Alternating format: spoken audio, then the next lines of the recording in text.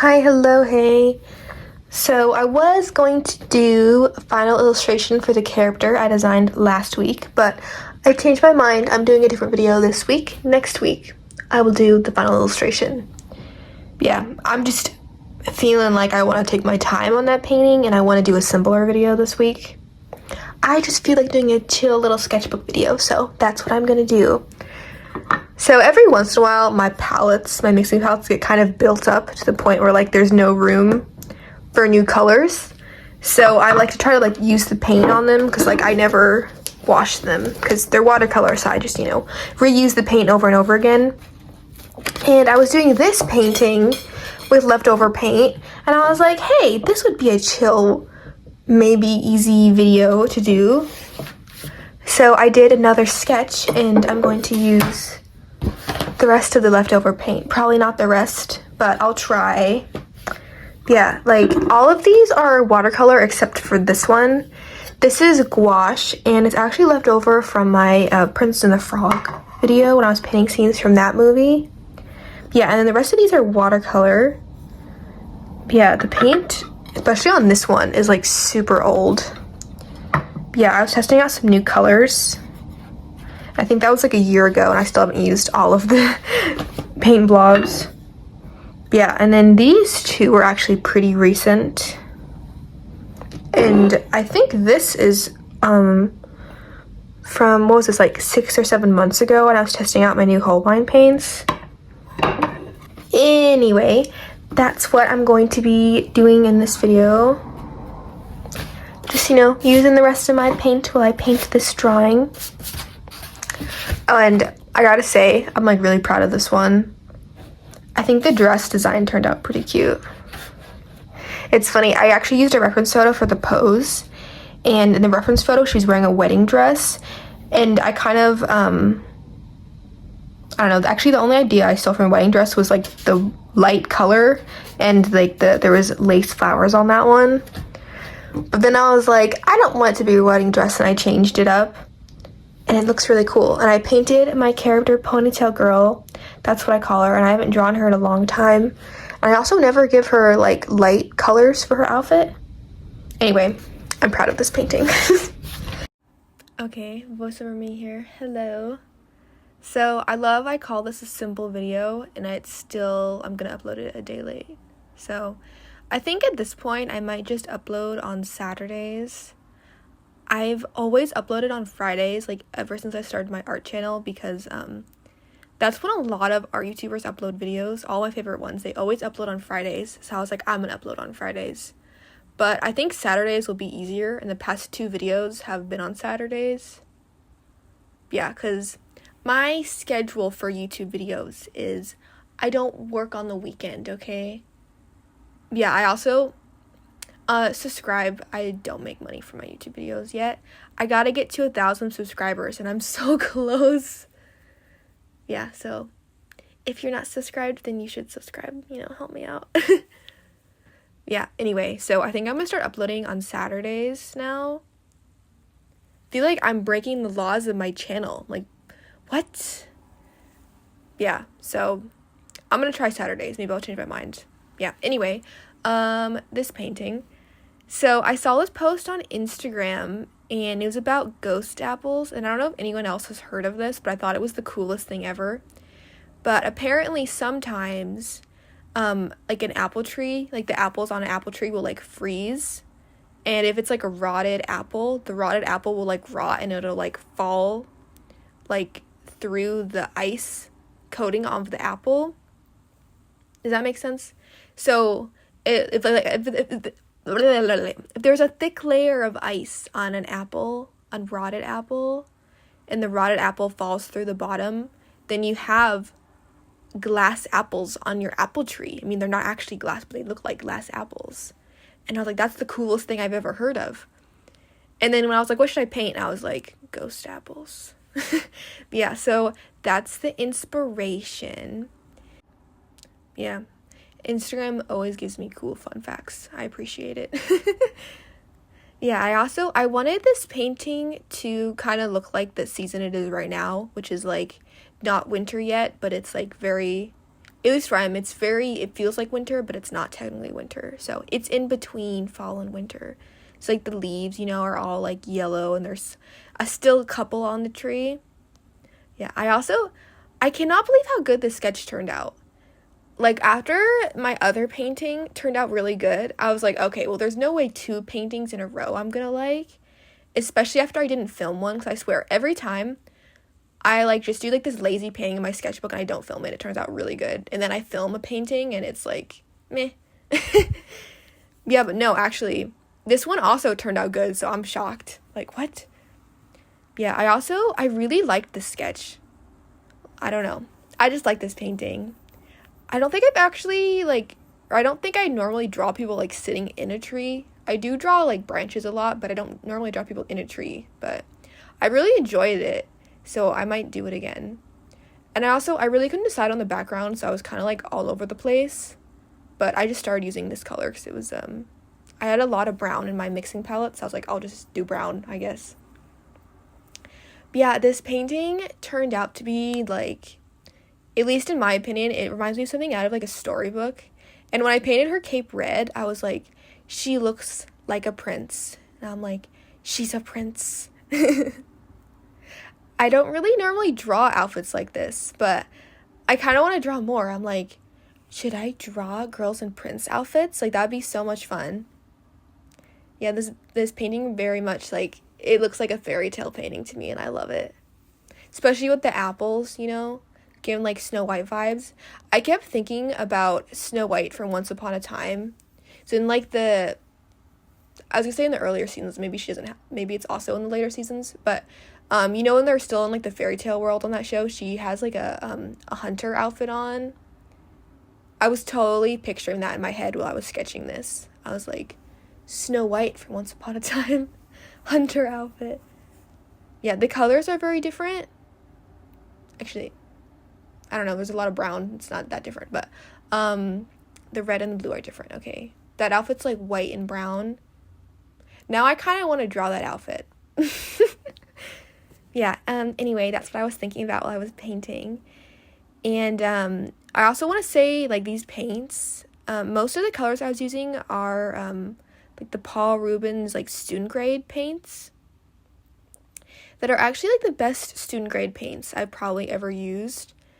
But I can still, like, very much tell the difference between those and my, like, artist grade watercolors. Like, I did so many layers on this painting just to build up the colors and make them darker. You probably, like, I don't know if I've actually done it already in the painting, but there is a lot of, in this video, me just going over areas to make them darker.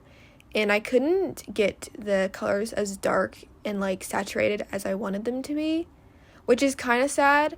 But the desaturated colors, I feel like they also help with the storybook vibe, which kind of happened on accident, but it was a happy accident. I kept thinking about why it reminded me of a storybook if the colors were desaturated, because normally, like, stuff for kids is, like, very saturated. So I was like, how does that make sense? And then I was like, maybe I'm thinking of, like, old storybooks, like, the colors are, like, I don't know, worn out or something. I don't know. I was thinking about fairy tale storybooks while painting it, and I was like, it looks like a fairy tale storybook. Yeah, here's me going over the red again.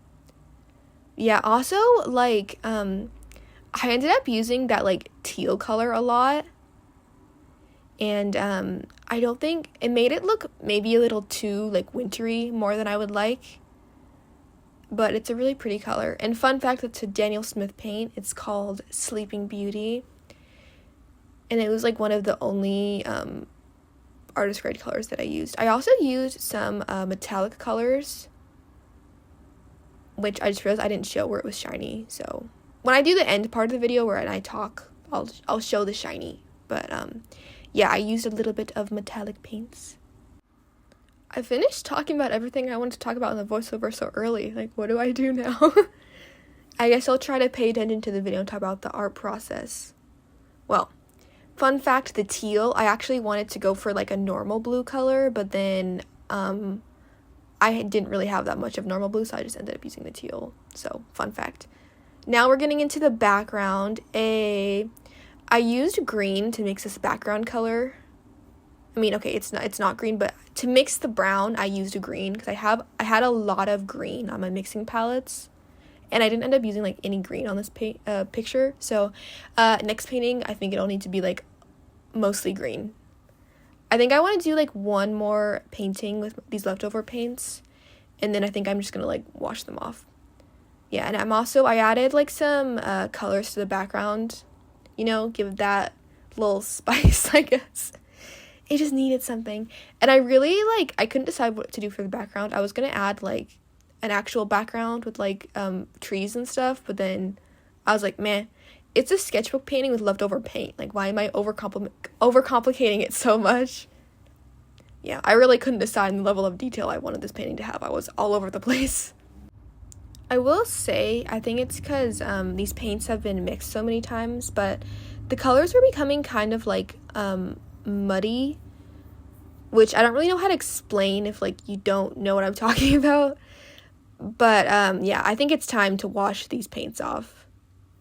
I didn't want to, but the paints, they're not the best after being like mixed so many times.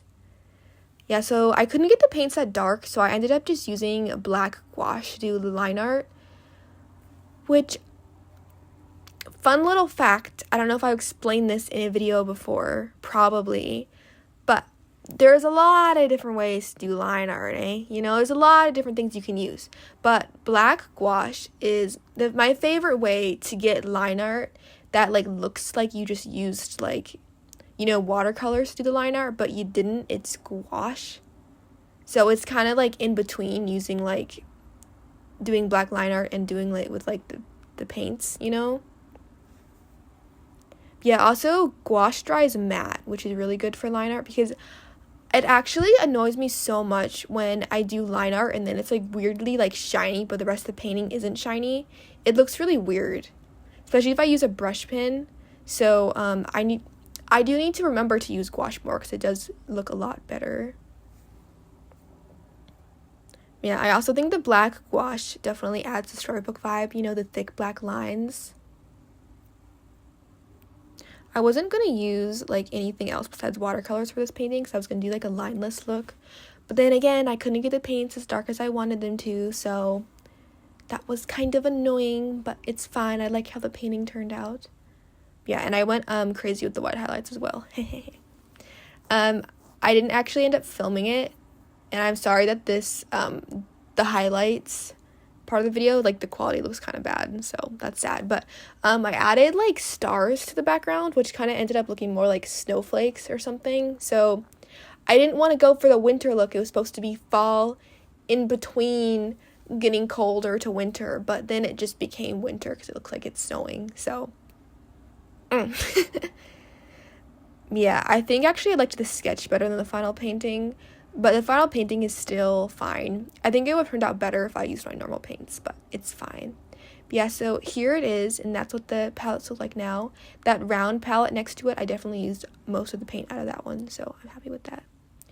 But yeah, anyway, that's it. I'll show the shiny metallic parts now. Here she is.